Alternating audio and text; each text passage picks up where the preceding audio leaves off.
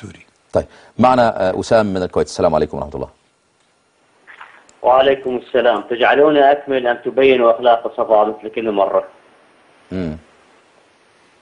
طيب اغلق عليه الخط. شكرا. شو قال؟ لا هو ما قالش، ده معارض أو اسمه ثائر الدراجة إيراني، فبيشتم بس. بيشتم؟ خلي الناس تسمعه، خلي محمد الناس السعودي تعرف حقيقته.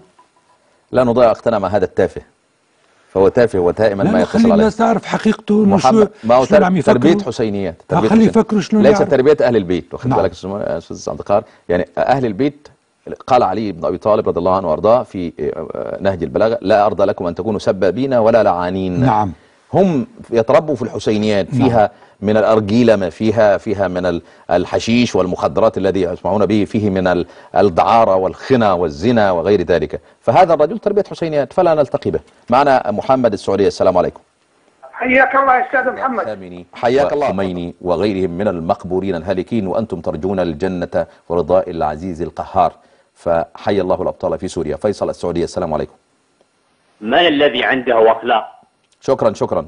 يعني اغلق في وجه هذا الرجل، يعني لا نريد أن نسمع هذه الأخلاق الحسينية الذي تعلمتها يا أخي ثائر. شكرا لك. طيب عايز